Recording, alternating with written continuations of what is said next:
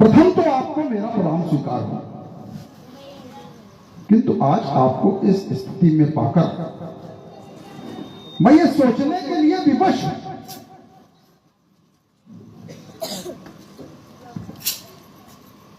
जिस आयुध को भगवान शंकर के द्वारा राजा जनक की 16 पीढ़ी पूर्व देवराज को पूजन करने के लिए दिया गया था, अर्चन करने के लिए दिया गया था, उद्देश्य भी कुछ बताया गया था। किंतु आज ऐसा कौन सा कारण उपस्थित हो गया कि राजा जनक ने इस पर आधारित होकर अपनी पुत्री के विवाह के लिए प्रण ले लिया? यह प्रश्न है समाज के वक्त, और जब तक हमारे प्रश्न का समुचित उत्तर हमको नहीं मिल जाता, कोई भी बोलो तो साहस न करे अर्जुन के सन्निकट जाने का, अन्यथा रावण की 17 सवार उसके गलगल से कट जाएगा और ये रावण उसके शीश को काट कर समल भेद कर।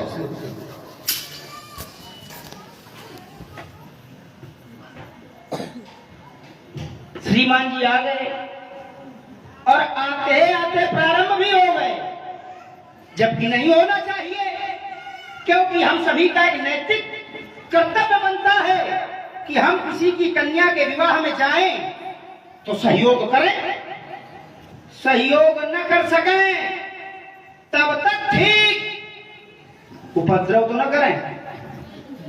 पर लंका वाले हैं, जो करें वो थोड़ा चलो चलता हूं और चल करके मिलता।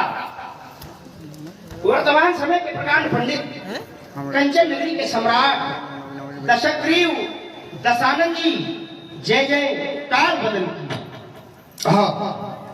विश्व की बेल के विलसित सलोने सुवन करते हो सन्निचित अर्चना नित शिष्टाई की, दानी पितु बलि के हो दलित वर्ग रक्षक, तुमको लख बंधुवम दक्षिण भुज भर की, दुष्ट दंभ दर्पियों के करते हो दंभ दर्प दूर, क्रोध युक्त होकर गदा गर्जन जब करती, विमल भव्य भावों से विभूषित गुरुबंधु प्रिय दानव कुल कमल कलित बाण जय शंकर की। नमित भैया आपके द्वारा एक वार्ता की गई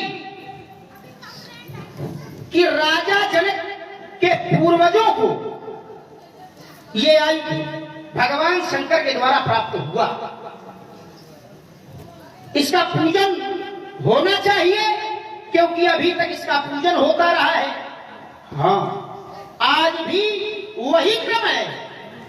राजा जनक के द्वारा क्या कोई अंतर किया जा रहा है? पूजन आज भी किया जा रहा है। आप आयुध की ओर दृष्टिपात करें, देखें आयुध है किस स्थिति में। आयुध कहीं साधारण स्थान पर नहीं है, एक वेदी पर स्थापित है। विमल वेदिका रुचिर सवारी, विमल वेदी पर स्थापित है ये आयुध।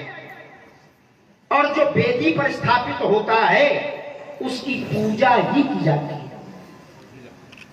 राजा जनक के द्वारा पूजन का क्रम प्रारंभ है। अब रही बात इनके तोड़ने की, तो पहले पूजन की विधा को आप समझें। पूजन की दो विधा, पहली स्थापना और दूसरी विसर्जन, ये दो विधाएं हैं।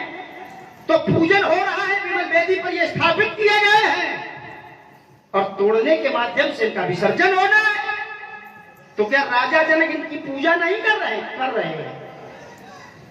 चलिए, आपने घोषणा की, बोले अगर किसी ने तोड़ने की चेष्टा की तो इनकी चंद्रहास के द्वारा उस व्यक्तित्व के ग्रीवा पर प्रहार किया जाएगा। यह घोषणा है इनकी। इतने मारे अभी तक। एक बार इन्होंने कहा था, जय विध होई धर्म निर्मूला, जैसे भी हो धर्म निर्मूल हो। खरे उतरे तो आज कैसे मान लूं कि तुम्हारे द्वारा की जा रही घोषणा उस घोषणा पर आप खड़े उतरेंगे। श्री राम श्री राम। अच्छा, जहिपीति होए धर्म निर्मूला, सो सब करहि वेद प्रतिकूला। तुम्हारा कहना है क्या इस घोषणा पर खड़े उतरे? और हम अगर कह दें कि अतिशय देख धर्म के हानि, परम सभीत धरा अकुलानी, और फिर कहां गई? फिर कहां गई? अब वो मालूम है इनको, इसलिए वो कहेंगे नहीं। तो भाई वार्ता वो करो जो ठीक हो, प्रमाणिक हो। तो कम से कम जब हमारे सामने हो तो प्रमाणिक वार्ता ही करो, इधर उधर की वार्ता मत करो। अगर धर्म की ग्लानि नहीं हुई थी, धर्म की हानि नहीं हुई थी, तो पृथ्वी को गाय का रूप बनाकर वहां जाकर रोने की क्या आवश्यकता थी? सहयोग मांगने की क्या आवश्यकता थी? अगर धर्म की ग्लानि नहीं हुई थी, धर्म की हानि नहीं हुई थी। चलिए, दूसरा आपने कहा, बोले आज तक कितने मारे हैं? ये प्रश्न तो हमको तुमसे करना चाहिए। हमने कितने मारे हैं ये सब देख रहे हैं। भुजबल विश्ववत्स करी राखे से कोई नुकसान, मंडली मणि रावण राज करे निज। तो हमने केवल मारे ही नहीं, देखो हमारा एक सिद्धांत है, युद्धम देहि वयम रक्षामः। केवल मारने ही नहीं जाते। कब मारते हैं? जब हमारी आज्ञा का अनुपालन कोई व्यक्ति नहीं करता है तब। जिस जिस देश पर, जिस जिस राज्य पर, जिस जिस लोक पर हमने आक्रमण किया, हमने उनसे अपनी शर्तें रखी। यदि उन शर्तों को उस राजा के द्वारा स्वीकार किया गया, हमने उसको अभयदान दिया। हाँ, कुछ कर निर्धारित किया, इतना कर लंका में पहुंचाते रहो, इस कंटक राज्य करो, तुम्हें कोई बोलने वाला तुमसे नहीं। और अगर नहीं करोगे तो युद्धम देहि। उसके पश्चात युद्ध की हमने घोषणा की थी। और यहां हम देखो, तुमने कहा पुत्री के विवाह में बाधक नहीं बनना चाहिए। हम तुम्हारी इस वार्ता से सहमत हैं। हम बाधक नहीं है, बिल्कुल बाधक नहीं है। राजा जनक अभी अपना प्रण वापस ले, अभी उनके साधक बन जाएंगे। विषय क्या था? तुमने कहा पूजन दो प्रकार से होता है, पूजन और विसर्जन। अच्छा, विसर्जन कब होता है? भाई यहां सुधीजन बैठे हुए, क्या विसर्जन पूजन की प्रक्रिया?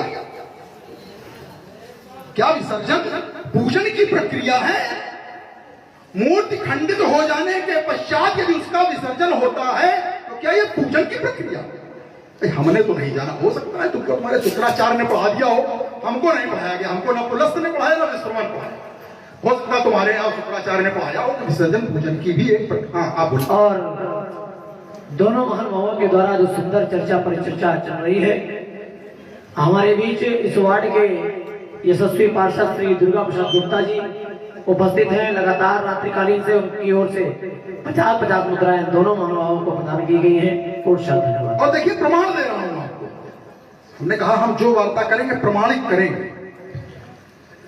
देवरातस्य अदत्तम प्रसन्न मनसा शिवा ईष्टमत्ता चैत सर्वे मैथिलान वै वंशजा। देवरात को प्रसन्न मन से भगवान शंकर ने ये आयुध दिया। इष्टमत्ता चैत सर्वे, सभी उनके जो अभी तक जितनी पीढ़ियां हुई हैं सभी लोग उनको इष्ट मान करके उनका पूजन करते रहे। हमारा प्रश्नवाचक चिन्ह यहां था कि अकस्मात ऐसी कौन सी आवश्यकता पड़ गई कि जिसका अभी तक तुम पूजन करते चले आए, तुम्हारे बाप दादे पूजन करते चले आए, तुम्हारे अर्थात राजा जनक। आज ऐसी कौन सी आवश्यकता पड़ गई कि उनका खंडन करने के लिए उतारू हो गए? अपनी पुत्री के विवाह के लिए निज स्वार्थ के वशीभूत होकर भगवान शंकर के आयुध का खंडन, यह प्रश्न चिन्ह था हमारा। श्री राम। चलिए मैं यहीं से प्रारंभ होता। आपने कहा कि ये देवरात को दिया गया था, आपने प्रमाणित भी किया है। मैंने आप इस बात का खंडन नहीं किया था कि ये देवरात को नहीं दिया गया, पूजन इसका नहीं हो रहा था, मैंने इसका भी कोई खंडन नहीं किया था। आपकी बात को सहजता में मैंने स्वीकार किया था। अब बात यह है कि क्या इस समय पूजन नहीं हो रहा है? आपने कहा, बोले राजा जनक जो इसका पूजन कर रहे हैं, ये विधान नहीं है। विसर्जन क्या पूजन में आता है? बोले मूर्ति खंडित हो जाए तो विसर्जन में आती होगी। वो तुम्हारे शुक्राचार्य ने पढ़ाया होगा, शुक्राचार्य ने कहीं ना कहीं तुमको भी पढ़ाया। बोले हमारे पुरस्त ने नहीं पढ़ाया, विशेषरवा ने नहीं। भाषा तो सीख लो कम से कम, तुम्हारे पिता बाबा है, आगे श्री तो लगा दो। चलिए, हाँ ये पूजन की विधा है, क्योंकि मूर्ति खंडित का विषय अलग है। मैंने अर्धाली पढ़ी थी, विमल वेदिका रुचिर समारी। जिस समय वेदी बनाई जाती है, यदि लोगों ने अनुष्ठान, धार्मिक अनुष्ठान, श्रीमद् भागवत कथा सुनी और देखी होगी, तो उनमें वेदियां बनाई जाती हैं और उनमें देवताओं को स्थापित किया जाता है। और जब अनुष्ठान पूर्ण हो जाता है तो उनका विसर्जन होता है। तो ये भी विमल वेदी पर स्थापित किए गए हैं, तो ये भी पूजन की विधा। और जब विसर्जन होगा तो वो भी मंत्रोच्चार के साथ विसर्जन होगा, ये भी पूजन की विधा। आप एक छठ है, चलिए हाँ, थोड़ा थोड़ा हम बहुत समाज में बोलेंगे। आपने कहा, बोले ये कह रहे हैं कि जय विद होय धर्म निर्मूला। बोले बड़ा सोच समझ कर बोला करो हमारे सामने, आप के सामने नहीं। मैं सोच समझ कर सबके सामने बोलता हूं और अच्छा बोलने का प्रयास करता हूं। बोले अतिशय देख धर्म गए हानि। बोले अतिशय हानि हो गई, धरा गुड़ा गई। ठीक, मैं आपकी इस बात को स्वीकार करता हूं, लेकिन तुम्हारी घोषणा क्या थी? क्या तुम्हारी घोषणा यह थी कि अतिशय हानि जय विद होय? ना, जय विद होय धर्म निर्मूला। निर्मूला और हानि, निर्मूल शब्द और हानि शब्द में बहुत बड़ा अंतर है। हानि का अर्थ है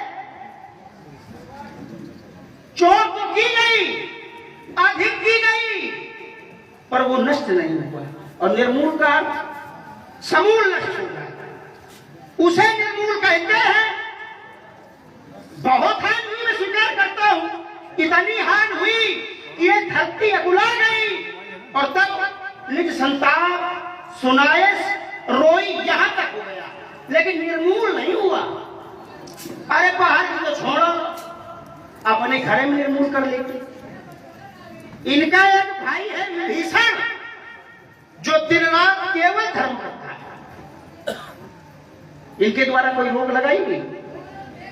श्री राम श्री बहुत सुंदर चर्चा आई। वो आप कहेंगे कि तुमको आता नहीं था क्या? बोले हाँ। बोले कितने मारे, तुमसे पूछना चाहिए। बोले मैं मंडली हूं, कुछ भी हो हमारे लिए तो कुछ नहीं। हमारे यहाँ जब जब गए हो तो मारे गए। मैं तुम्हारे सामने खड़ा हूं। एक बार ये हमारे यहाँ गए थे, क्यों गए थे? दिग्विजय के उद्देश्य से। सुतले वततेयस्य द्वारपालो हरि स्वयं, जहां वह परमात्मा द्वारपाल है। एकदा दिग्विजय राजा रावण लोक रावणा प्रविशन सुतले एन भक्त्या अनुग्रहकारिता। तो स्थिति क्या हुई? पादान गुष्ठे प्रक्षिप्तो। तो योजना आयुक्त मात्र ही हमारे द्वारपाल ने अपने पैर के अंगूठे की ठोकर मारी थी, तो 10,000 योजन दूर गिरे थे जाकर। हमको न बताओ ये मंडली, ये बताना किसी और को। श्री रावण रावण को अंगूठे के, अच्छा कौन से रावण को? रावण लोक रावण। कौन से रावण? नहीं, इसको सिद्ध नहीं कर पाओगे। मैं तो प्रताप भानु वाला रावण हूं, इसको सिद्ध नहीं कर पाओगे। आपकी वार्ता से सहमत, आपकी बात प्रमाणिक है, हम उससे सहमत हैं आपकी वार्ता से, लेकिन क्या वो रावण मैं था? ये सिद्ध नहीं होगा आपकी इस बात का। आप आपकी सत्य है, इसको नहीं काट रहा। हाँ, 4 रावण हुए, कोई रावण गया होगा, मारा गया होगा आपके यहाँ जाकर, हम उसको स्वीकार करते हैं, लेकिन ये रावण नहीं गया। चलिए, आपकी जो दूसरा सिद्ध था उस पर आते हैं, वो बढ़िया बात है। आपका कथन था लगे जय हो धर्म निर्मूला और अतिशय देख धर्म के हानि। तो हानि और निर्मूल में अंतर है। स्वीकार करते हैं अंतर है, कहा कह रहे नहीं अंतर, ये तो हमने एक बार ही नहीं कहा कि अंतर है। क्या रावण का धर्म निर्मूल करने का अभियान समाप्त हो गया? क्या रावण ने धर्म को निर्मूल करने की कोई समय सीमा बांधी थी? क्या बताया था कि इतने युगों में समाप्त कर देगा? ये तो हमारे जीवन भर का कार्य है। अरे जब तक रावण धरती पर है तब तक वही कार्य करेगा, और जाते जाते निर्मूल करके भी जाएगा या नहीं जाएगा, वो बात का भविष्य का विषय, उसका चर्चा नहीं करेगा। लेकिन क्या हमारा अभियान समाप्त हो गया? हाँ, अतिशय देव धर्म का हानि तो हो रही है लगातार। मैंने जो प्रण लिया है मैं उस पर अटल हूं, अडिग हूं और कर रहा हूं, निरंतर कर रहा हूं। हाँ, अगर मैं न कर रहा होता तुम ये कह सकते थे कि भाई तुमने ये कहा था और तुम उसका अनुपालन नहीं कर रहे। हेलो, और है यहाँ पे दीपक सविता जी, इनकी ओर से 50 मुद्राएं दोनों महान माओं को प्रदान की गई हैं। और बाणासुर जी से निवेदन है कि उनका आग्रह है ये बता कर जाए जिनको ठोकर मारी गई थी वो कौन से रावण थे। बहुत बढ़िया, ये बता कर जाए।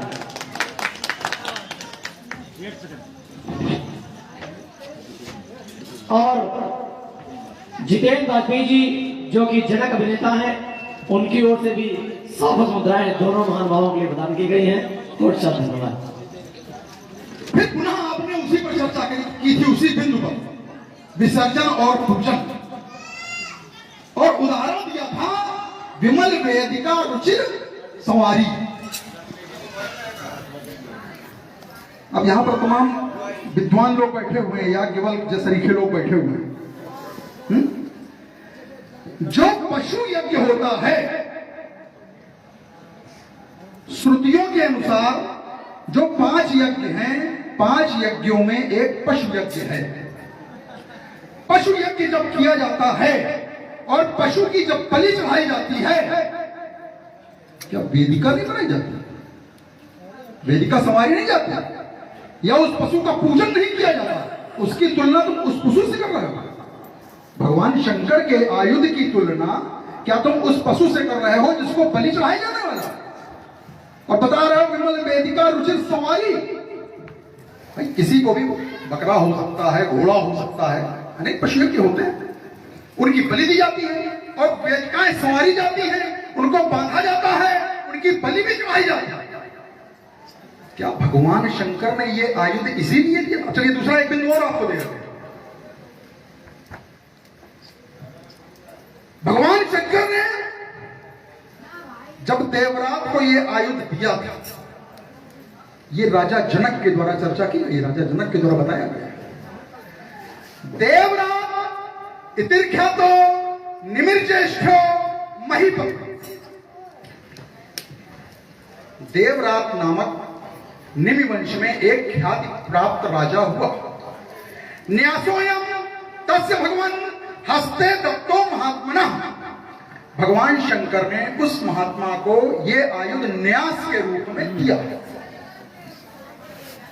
अभी तो आपको मालूम है कि न्यास क्या होता है, फिर भी आप बता दें एक बार। न्यास अर्थात धरोहर। कोई भी धरोहर जब किसी व्यक्ति को दी जाती है उसमें कुछ शर्तें होती हैं हर धरोहर के अनुसार, लेकिन चूंकि यहां पर न्यास शब्द का प्रयोग हुआ तो न्यास रूपी जो धरोहर होती है वो मांगे जाने पर जिस व्यक्ति ने दी है, जब वो व्यक्ति मांगेगा तो उसको मूल रूप में उसको वापस करना पड़ेगा। ये न्यास की परिभाषा है। अब राजा जनक ने इस पर प्रण ले लिया, राजा जनक इसको तोड़वा देंगे और भगवान शंकर कहेंगे भाई हमारा आज को हमको वापस करो। राजा जनक क्या देंगे? इस पर भी तो विचार करो, आप तो मित्र हो राजा जनक के श्रीवास। चलिए मैं यहीं से प्रारंभ होता। हेलो, हाँ देखिए, बहुत ही सुंदर संवाद, बहुत ही सुंदर संवाद। इससे प्रभावित हुए हमारे आदरणीय श्री चंद्रप्रकाश जी, श्री लालेश्वर महादेव रामलीला समाज कल्याण, उनके तरफ से 100 मुद्राएं दोनों लोगों के चरणों में बहुत बहुत धन्यवाद। आप कह रहे हैं कि भगवान शंकर के द्वारा देवरात को एक धरोहर के रूप में दिया गया था, ठीक? एक महात्मा की बात आप बता रहे हैं। राजा जनक ये कह रहे हैं कि हमारे पूर्वज देवरा को ये मिला था और एक महात्मा की बात मैं बता रहा था, ये इसीलिए दिए गए थे, ये यज्ञ के लिए ही दिए गए थे। दूसरे महात्मा की बात मैं आपको और उसी ग्रंथ से बता रहा हूं। तत् यज्ञ फलम तेन मैथले नोतमम धनु याचितम नर शार्दूल सुनाभम सर्व देवतई। भगवान शंकर से मिथिला के नरश्रेष्ठ नरशार्दूल देवराज जी ने यज्ञ के लिए इस धनुष को मांगा, तो भगवान शंकर ने अकेले नहीं लिया। सुनाभम, जिसका मध्य भाग बड़ा सुंदर है, ऐसे सुंदर धनुष को सर्व देवताई, सारे देवताओं के साथ में भगवान शंकर ने देवराज को दिया यज्ञ के लिए। राजा जनक वही कर रहे हैं, भाई क्या अपराध है? श्रीमान बड़ा सर वो तो बिंदुओं में थोड़ा होता है। हमें लगता है आगे बढ़ते रहो, अगर पुराने बिंदुओं को घसीटते रहोगे तो फिर आनंद आएगा नहीं। नीरस चलिए चलिए बढ़ जाएंगे, नया बिंदु जब आ जाए तो उस पर आगे बढ़ते रहे। हाँ, आपकी बात को मैं स्वीकार कर रहा हूँ। हेलो, आज देखिए अनुरोध है कि जो लोग पीछे बैठे हैं वो थोड़ा सा आगे आ जाए तो कम से कम भीड़ लगेगी कि हाँ कुछ लोग सुनने वाले हैं। जो लोग पीछे बैठे हैं वो थोड़ा सा आगे आ जाए। कोई घटना जो राजा जनक से आपने जो श्लोक पढ़ा है, श्लोक प्रमाणिक है, प्रमाणिक ग्रंथ का है, किंतु यहां पर नहीं चलेगा। क्यों नहीं चलेगा? राजा जनक ने स्वयं जो वार्ता की, राजा जनक ने नहीं कहा जो आप बता रहे, तो किसने कहा है आपको मालूम होगा क्योंकि आपको श्लोक पता है। मैंने कहा कि दूसरे महात्मा ने कहा है। यही मैं कह रहा हूं ना, इसीलिए मैंने कहा आपको मालूम होगा। किंतु विषय यह नहीं, देखिए अगर दूसरे महात्मा की वार्ता ले आओगे तो फिर तो कहीं वरुण ने भी दिया है ना, कहीं वरुण ने भी दिया है, लेकिन वो कहा किसने है? कहीं परशुराम जी ने भी कुछ कहा है इसके विषय में, लेकिन क्या वो वार्ता न्यायोचित होगी?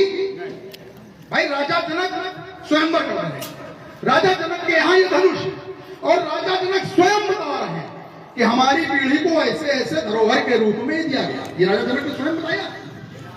कुछ दो कुमार आए हैं किसी ऋषि के साथ, उसको बताया। तो उनकी वार्ता मानोगे या किसी महात्मा की वार्ता मानोगे? भाई वार्ता तो अगर हमारे घर में कोई घटना घट, चलो एक दूसरा उदाहरण देना, इसको पूरा करते हैं। हमारे घर में अगर कोई घटना घट रही है तो जो हम कहेंगे वही तुम मानोगे, या जो कोई अन्य नेपाल कहेगा वो तुम मानने लगोगे? जो हम कहेंगे वो तुमको मानना पड़ेगा। दूसरा उदाहरण देना, त्रिपुरासुर, बड़े बड़े विद्वान आते हैं, मैं तो सुनता रहता हूँ बड़े बड़े विद्वानों को, और जब त्रिपुरासुर की वार्ता आती है तो तारकाक्ष, कमलाक्ष, विद्युतमणि, क्या बात है? जब त्रिपुरासुर की वार्ता आएगी, तारकाक्ष, कमलाक्ष, विद्युतमणि, किस कल्प में? हमारे जैसा व्यक्ति खड़ा नहीं होता, नहीं हम पूछते भाई किस कल्प की वार्ता तुम कर रहे हो, और हम कह देते हैं त्रिपुरासुर तो ये खड़ा है, मैं भी हूँ। हम यही मैं कह रहा हूं, जब तुम हो, अगर हमारी वार्ता तुमसे हो रही है तो जो वार्ता तुमसे संबंधित है वही तो मैं करूंगा, या जो इनसे संबंधित है वो करने लगेगा। भाई क्या कुछ और हो रहा है, किसी कल्प में हो रहा होगा, तारकाक्ष, कमलाक्ष, विद्युतमणि, किसी कल्प में तो मैदानों भी हुआ है, किसी कल्प में त्रिपुरासुर मैदानों भी हुआ है, उसकी वार्ता तो नहीं करेंगे। अगर हम आपसे वार्ता करेंगे तो हम आपकी वार्ता करेंगे। तो दैत्येंद्र बन के सुचस्वन शिव भक्त क्यों ठुकराई है? श्री शंभु के अपमान की यह नीति क्यों अपनाई है? जब निज इच्छा का बल पायस्या अंब का अवतार है तो जाप का खंडन कराना शंभु का अपमान। अरे जनक ने कौन सी बूटी तुम्हें पिलाई है? श्री शंभु के अपमान की यह नीति क्यों अपनाई? थोड़ी सी वार्ता और आपकी धारा में आता। आपने कहा बोले वो दूसरे व्यक्तित्व की है, और बोले हमारे घर की घटना हम अच्छी जानेंगे। घर में कुछ ऐसे सगे संबंधी भी होते हैं जिन्हें भी वो घटना संज्ञान में उनके होती है, केवल घर के लोग ही नहीं जानते हैं। आपने बड़े अच्छे ढंग से समाज को समझा दिया और हमारी बात को नकार दिया। बोले ये परशुराम जी ने भी कुछ कहा है, परशुराम जी ने अभी नहीं कहा है, परशुराम जी भविष्य में कहेंगे, लेकिन जो मैं कह रहा हूं ये कहा जा सकता है, और किसी साधारण से नहीं। भाई किसी साधारण व्यक्तित्व की बात होती तो मैं उसको स्वीकार न करता। मैं कभी भी कोई ऐसी वार्ता नहीं करता हूं कि सामने वाला हम पे चोट करने में सक्षम हो जाए।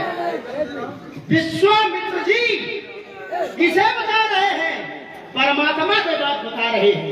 एक महात्मा परमात्मा को जो बात बताएगा तो कल झूठी होगी, सत्य होगी। और रही बात तुम्हारी, तो एक बात हम आपको बता दें, लंका में जो करते रहे होगे करते रहे, यहाँ रहना सावधान। यह है मिथिला, यहाँ बिल्कुल होश में रहना। हेलो, हाँ देखिए, बहुत ही सुंदर संवाद। हमारे लालेश्वर कमेटी के उपाध्यक्ष श्री पंडित सौरभ शर्मा जी की तरफ से 50 पुष्प मुद्राएं दोनों लोगों को प्रस्तुत हैं, और मेरे कुछ सेवक की तरफ से 101 मुद्राएं श्री रावण जी के चरणों में और 101 मुद्राएं श्री बाणासुर चरणों में। बहुत बहुत धन्यवाद। आपकी जो वार्ता है वो थोड़ा सा भ्रमित करने वाली है समाज को, इसलिए बोल रहा हूँ, अन्यथा बोलने की आवश्यकता नहीं। हाँ बोलिए। विश्वामित्र ने, आपका ये कथन है कि विश्वामित्र ने परमात्मा को कुछ वार्ता बताई, और मैं कह रहा हूं कि जिसके यहाँ ये धनुष रखा है, जिसको ये धनुष दिया गया है, वो किससे कुछ कह रहा है? मैं प्रमाणिक किसको मानूं? एक की कहा, एक लोकोक्ति है, एक की 18 है ना। कहा किसी से कुछ जाता है वो उसमें जोड़ घटा के किसी कुछ बता देता है। किंतु जो राजा जनक के यहाँ यदि धनुष है, राजा जनक की पीढ़ी को यदि धनुष दिया गया है, तो मेरा अपना ये मन कहता है, मेरा अपना ये विचार कहता है, मेरा अपना ये चिंतन कहता है कि वो मानना चाहिए जो राजा जनक कहे, वो नहीं मानना है। विश्वामित्र की श्रेष्ठता पर कोई प्रश्न चिन्ह नहीं लगा रहे। श्रेष्ठ होंगे, ऋषि हैं, हम तो नहीं जानते उनको कौन है, श्रेष्ठ होंगे वो, लेकिन नहीं जान जाएंगे वो अलग। भाई अभी जैसे हमने आपसे कहा कि भाई परशुराम ने कहा, हमने तो जब ग्रंथ की वार्ता चली तब हमने कहा था, है ना, कि परशुराम ने कुछ कहा है, मैदानों भी त्रिपुरासुर हो गया, ये भी हो गए। जब किसी ग्रंथ से हम प्रमाण दे रहे हैं तब हमने ये चर्चा की। परशुराम कहेंगे तो सब वर्तमान चर्चा नहीं, वर्तमान की चर्चा हो रही है। जो वर्तमान की चर्चा है, राजा जनक के द्वारा जो कहा गया, हमने आपको वो बताया।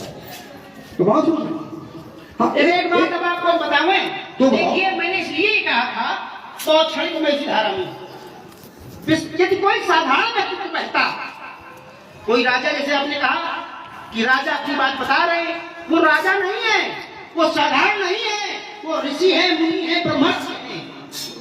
ऐसे ये आपका, मैंने कह दिया, ये मेरा चिंतन है, मेरा विचार, इस पर आपको टिप्पणी नहीं करनी चाहिए। चलिए आगे आइए। अब आप वाली धारा में देखो, यहाँ रहो। एक प्रश्न छूटा जा रहा है समाज में, अगर कहो तो उत्तर कर देने तो छोड़ दो। बताओ। एक आपने हमारे ऊपर एक और उंगली उठाई थी, या ये कहते एक लांछन लगाया था, कहने लगे वो इनके घर में इनका भाई है, वो भी धर्म कर रहा है, उसको नहीं कुछ कहीं पा रहे हो, और विश्व में धर्म को निर्मूल कर रहे हो। अच्छा, हम कहते हैं वो धर्म कर रहा है, राक्षसी संस्कृति का व्यक्ति धर्म कर रहा है कि अधर्म कर रहा है? धर्म कर रहा है। भाई आप अगर सनातनी हो या कोई सनातनी है और अगर वो सनातन संस्कृति का पालन नहीं कर रहा है, धर्म कर रहा है, अधर्म कर रहा है। आप दैत्य हो, लेकिन आज आपकी चाल ढाल सब बदली हुई। क्या दैत्य धर्म का पालन कर रहा है? नहीं कर रहा है, अधर्म कर रहा है। अब विभीषण क्यों कर रहा है, इसका उत्तर करके पुनः आपके धारा में, विभीषण अगर ऐसा कर रहा है तो क्यों कर रहा है? ये समाज में एक प्रश्न है और जिज्ञासा रहती है, और हमको लगता है लोग उत्तर नहीं करते हैं, इसलिए रहते हैं। जब मैंने विश्व विजय अभियान के अंतर्गत अयोध्या में राजा अनरण्य के समय में आक्रमण किया, मैंने राजा अनरण्य की हत्या कर दी। हत्या करने के पश्चात मैंने अयोध्या में लूटपाट, अयोध्या को लूटते समय मुझे वहां एक नरसिंह की मूर्ति मिली। तुम्हारी दृष्टि में भगवान होगा, मेरी दृष्टि में। इस चर्चा के लिए आपको हृदय से साफ हुआ था।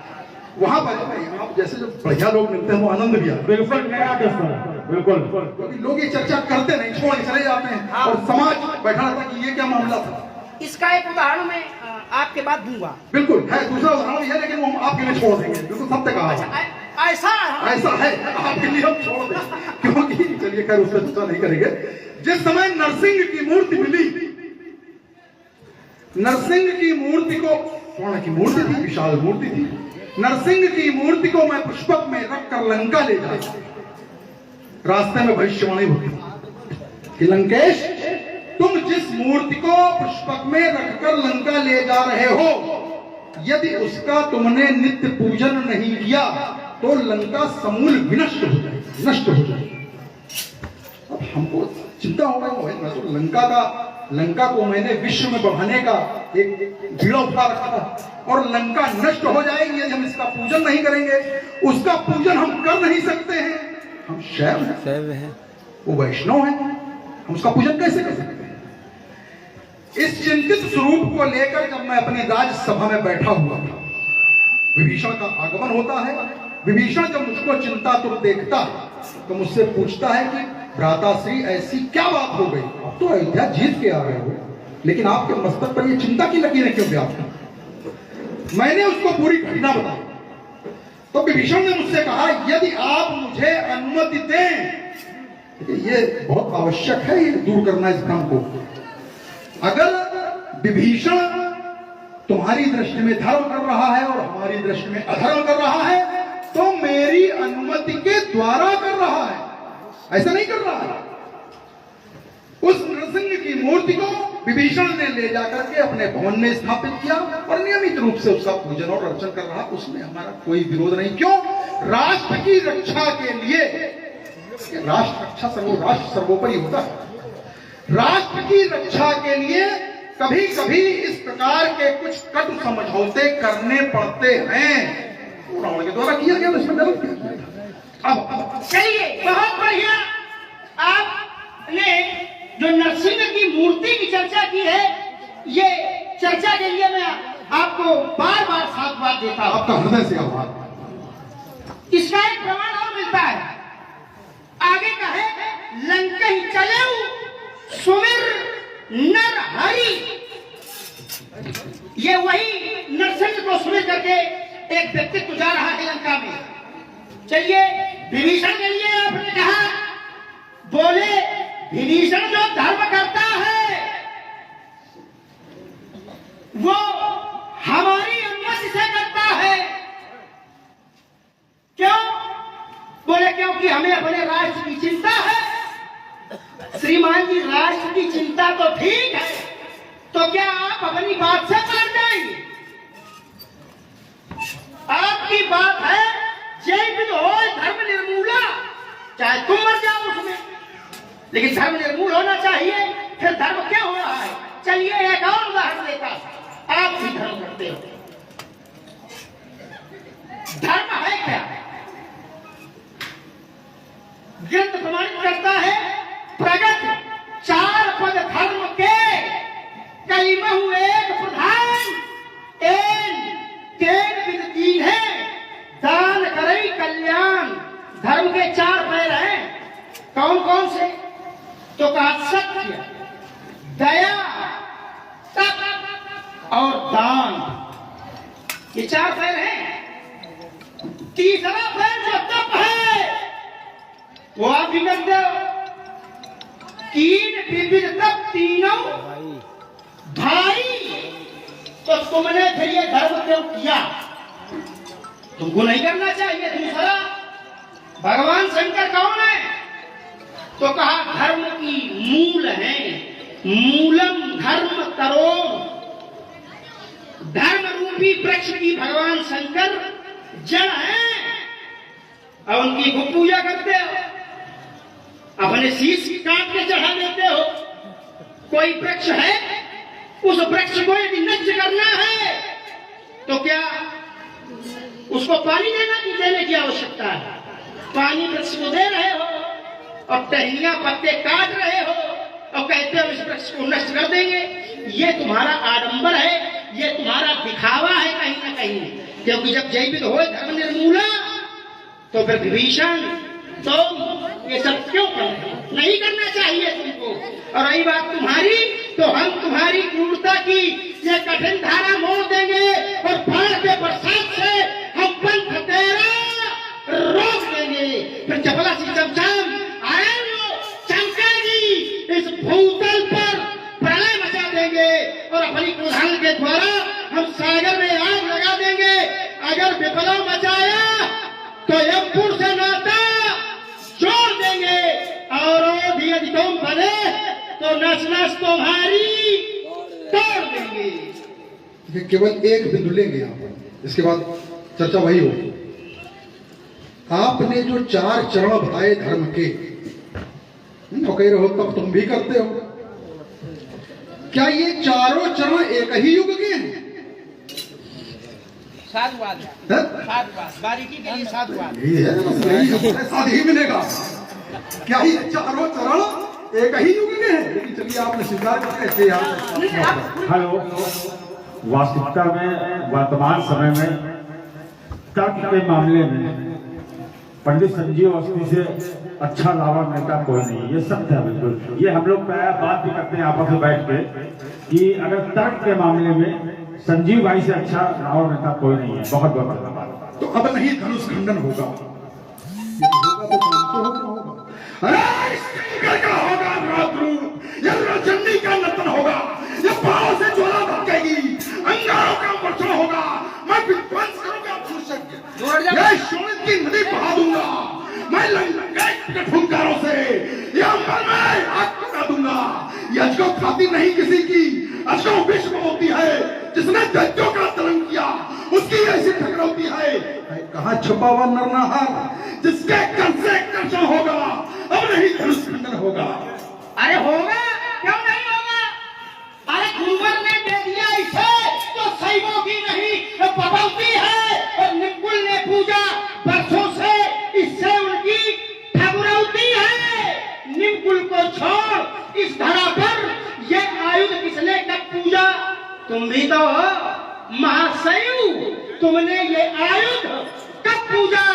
राजा जनक इसे पूजते हैं, इससे वो ही अधिकारी है, जैसा चाहेंगे वैसा होगा। और आज मैथिली अधिवेशन में अजगौ का खंडन होगा। सुंदरियों की सेज नहीं है, धारों की धारा है। वो पहली प्रशंसक जिसने सम्मुख होकर ललकारा है। अरे अजगौ वीरों की है, यह फीकी बालू की भीत नहीं।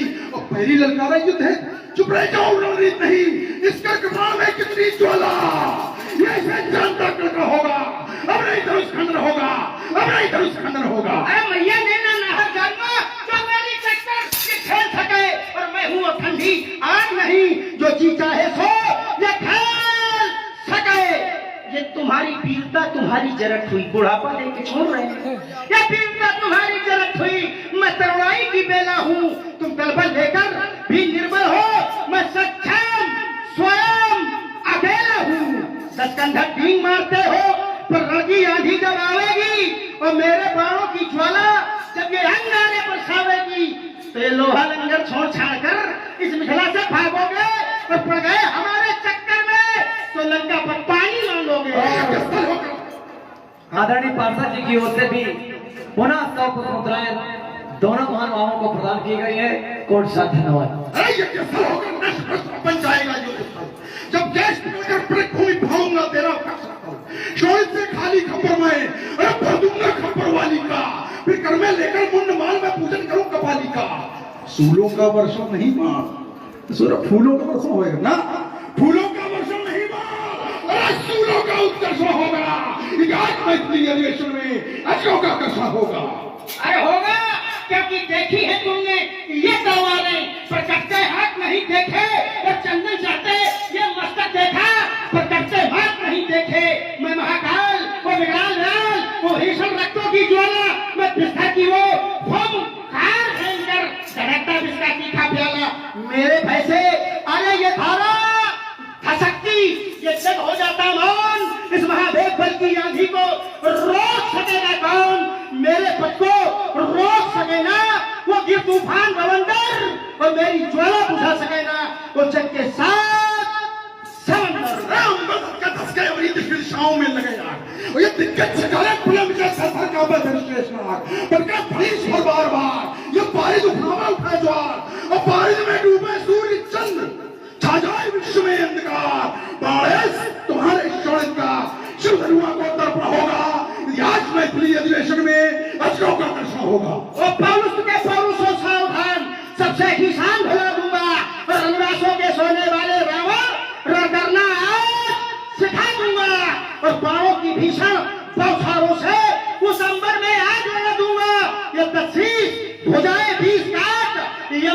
तक पहुंचा दूंगा और छीनूंगा ये फिर लोहा लंगे, इस मिथिला से मार भगा दूंगा। हेलो, हाँ देखिए, हमारे पार्षद जी जानना चाहते हैं कि वो रावण कौन था, वो प्रश्न। देखिए मैंने सूत्र पढ़ा था, सुतले वर्तते। हम चाहते हैं कि इस बात का जवाब हमारे पंडित संजीव अवस्थी जी दें। आप भी दे देंगे, अब हमसे भी सुन लो। सुतले वर्तते यस द्वारपालो हाय स्वयं एकदा दिग्विजय राजा रावण लोक रावण कहूंगा। ये श्रीमान जी कह रहे थे कि वो मैं प्रताप भानु रावण हूं। ये कौन रावण गया था? वहां लोक रावण गया था। लोक रावण श्रीमान जी आप हैं। मैं लोक रावण नहीं हूं। चाय वाले वीरा मंच पे आए, चाय वाले वीरा। यही तो विषय है। चाय वाले को न बुलाओ, यही जाने कहां बैठ जाए। यही तो विषय है। आप कह रहे हो हम लोग रावण हैं और हम कह रहे हैं लोग रावण हम नहीं है, हम तो मंडली के मर रावण। कैसे हम सिद्ध करेंगे अगर कोई वार्ता करेंगे? ऋग्वेदादि अनन्य शास्त्र निपुणा मृत्यु श्रवण शंकर शिष्य अनन्य विश्व विजयी मंडली मणि रावण। देखो लोक रावण और मंडली मणि रावण में बहुत फर्क है? अब देखिए, अब जिन्हें पार्षद जी ने यह प्रश्न किया है कि वो रावण कौन था, ये कोई सिद्ध नहीं कर सकता है क्योंकि किसी भी ग्रंथ में स्पष्ट नहीं लिखा हुआ है कि वो रावण कौन था, है ना। मानस में कहीं कहीं ये आया है, उससे यह सिद्ध होता है कि ये वही रावण था, लंका का रावण। किंतु विविध कल्पों में, अनेक कल्पों में रावण अलग अलग होते रहे। रावण जब अलग अलग होते रहे हैं, हर कल्प में पुलस्त्य हुए हैं, हर कल्प में विश्वा हुए हैं, इसलिए आप ये नहीं कह सकते हैं कि वो रावण कौन सा था। ये हम भी चाहेंगे कि थोड़ी और हमारी बात आप वार्ता नहीं करेंगे। हम जो वार्ता करेंगे वही वार्ता अंतिम वार्ता होगी। आपने कहा कि मैं मंडली का रावण हूं, मैं स्वीकार करता हूं, लेकिन जिस समय की मैंने घटना आपको बताई है तब आप लोग रावण ही थे, क्योंकि उस समय आपका विजय अभियान चल रहा था और जब आप विजेता बन गए सब जगह से तब मंडली बने। या तो तुम समझते नहीं हो मैं क्या कहना चाहता हूँ, या तुम समझने का जानबूझकर समझने समझकर नहीं सुन लो, क्योंकि अब ये विवाद का विषय हो जाएगा। जानबूझकर तुम समझकर ना समझ बनने का प्रयास कर रहे हो। मैंने कहा मैं तुमको अभी भविष्य को समझना शुरू कर दूंगा। अब जनता को जो समझना था वो समझ गए, और मैं ये सिद्ध कर दूंगा कि प्रत्येक कल्प में ये घटना होती है। दोनों लोग बहुत योग व्यक्ति हैं। इसमें प्रत्येक नहीं, बिल्कुल नाराज नहीं है। प्रत्येक कल्प में राम होते हैं, प्रत्येक कल्प में रावण होता है, प्रत्येक कल्प में वो सारी घटनाएं घटती। ग्रंथकार ने यदि ये कहीं लिखा है तो उसने अनेक कल्पों को लेकर के ये रचनाएं की, और कहीं स्पष्ट नहीं किया है कि कौन सा रावण है या कौन सा क्या। इसलिए जाओ बाता हो जाओ। कुछ चीजें जो ढकी छुपी ग्रंथकारों ने रखी हैं उनको ढकी छुपी रखना चाहिए, यही हमारी और तुम्हारी श्रेष्ठता होगा। इसमें अगर हम और आप लिखने का प्रयास करेंगे तो ये उचित नहीं। इस बात के लिए बहुत सावधान। और आइए, जिस पर का आप लोगों को इंतजार और हमारे साथ में श्री रावण जी को इंतजार रहता है, जिसके लिए वो उनका मिथिला में आगमन हुआ है। चलो हम कुछ जनता तक मैं पहुंचाता हूँ इनको, ये थोड़े पहुंच पाएंगे तो भटके हुए हैं। देखिए ये है रावण, जिसने अपने पिता की बात न मानी है वो हमारी का मानेगा, लेकिन ये यहाँ कुछ कर न पाएंगे। ये धनुष भी टूटेगा, सीता का स्वयंवर भी पूर्ण होगा, राजा जनक का प्रण भी पूर्ण होगा, और सबसे मुख्य बात, इस समाज को जिस व्यक्तित्व की खोज है वह व्यक्तित्व भी समाज को मिलेगा। सभी शंकर प्रेमी एक बार प्रेम के साथ में जय घोष करें, बोलिए शंकर भगवान की जय, जय शंकर की जय, जय शंकर की। और पुनः दीपक सिन्हा जी की ओर से 100 पुष्प मुद्राएं दोनों महानुभावों को प्रदान की गई हैं। बहुत ही सुंदर संवाद।